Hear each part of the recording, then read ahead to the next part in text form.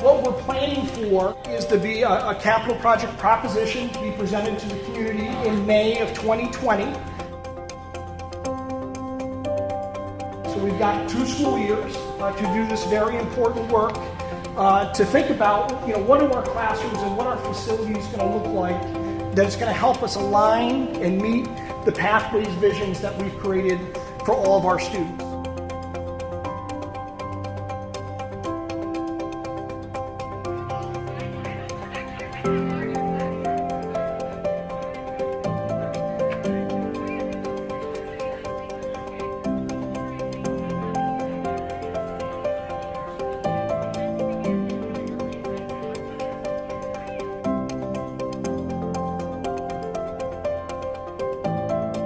Tonight we're really talking about the future. Tonight is the beginning of a process to really determine the course for the future of our school district.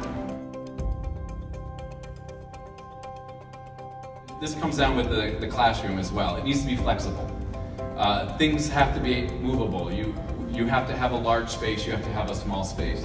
And when we talk about flexible, we're talking about the buildings, but we're also talking about the teachers, who's going to be teaching, the students, who's going to be in which classroom. It's not going to be set, all right? You're going to have these 30 students in this class for the whole year. That may not be the case. What does the school look like? It's not your typical structure. It's going to be very open, and with that, it will be small spaces within that open building for the students to build the projects and to work amongst the projects. And there will also be comfortable levels within this room with furniture and areas where video monitors could be displayed. What does a classroom look like? There'll be flexible seating and furniture. The physical space can change as needs dictate depending on what that content is that they're focusing on. There'll be visual learning space, and it'll be an adaptive environment. And as you can tell from our elementary and middle schools, flexible furniture, very student-centric, lots of technology. Every classroom will have a whiteboard space with gathering furniture that they can get together for small group activities.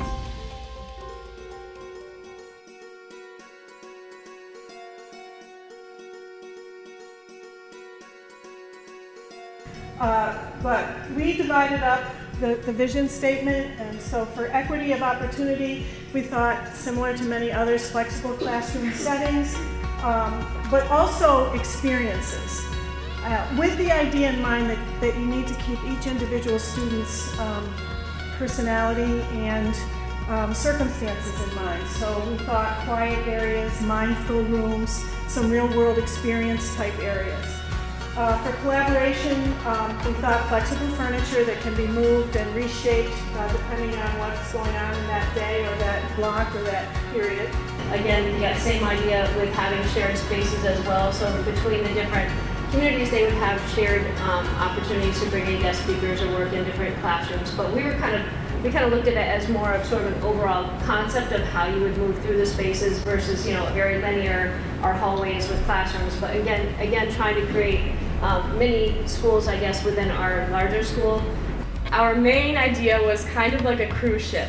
So you have the middle, which is like where you would eat on the cruise ship, I guess.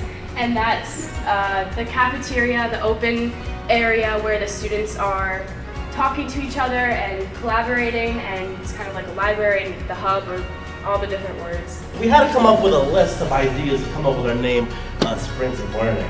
So what we came up with was flexible spaces, central space, and then branching off, because I believe consider it like a tree up of the same group when we go in different directions, and that makes sense.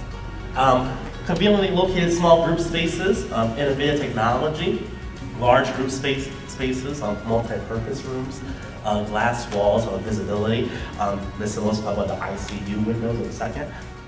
And then for collaboration, we would have academy space classrooms, learning nooks for individual study and whatnot, open areas for collaboration of students and teachers as well, and integrated courses that integrate real jobs and professionalism into our courses and curriculum.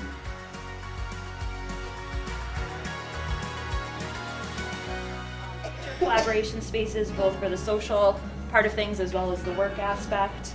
A student or a community rec room. We have the YMCA program, indoor recess time, and those kinds of things that all function within our buildings. Classes within a class spaces, that flexible furniture, open spaces, and things like that for the collaboration among students and faculty.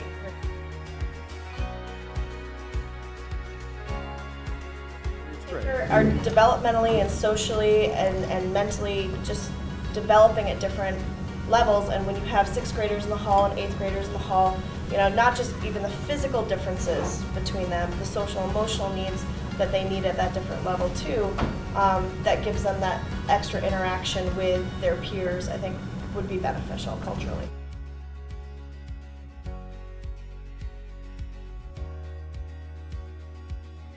So if we had classes that actually went along with the humanities, you know, and the marketing and the business classes that went along with the productions, the theater productions, and the art students are designing the sets, and technology is helping construct that, and we're doing the marketing, we're doing the math, we're, you know, writing about it, and everything is tied together, and they see that connection, and that's when learning really takes place, when they see that there is a purpose for that math, and there's a purpose for, you know, what they're doing. As you come into the building, first thing is, if you go to the left, or you go in the left direction, there's the 9th grade area, all right? And all the 9th grade academy or pod, whatever you want to call it, is focused on that first level in the building as you first walk in and go to the left.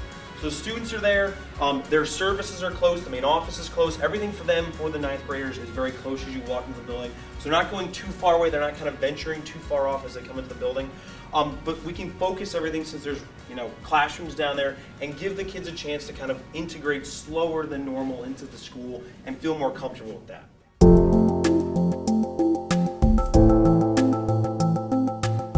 Some of the things we love are that our school has Project Lead the Way, and that kind of project-based learning where kids can have hands-on activities, and we think that that should extend into all the other classes. So in English class, he gave an example of doing skits to learn vocab words, and he said that that helps him learn things better, which I think is awesome. I learn better in classrooms that have more technology, that have more hands-on stuff, and if we had that in history and in ELA, I feel like kids would get a lot more out of it, because right now it's kind of just this distant thing that we're learning about, but we don't really see the purpose to it. I feel like project-based learning not only helps us just enjoy our classes more, but it actually also helps us remember the stuff.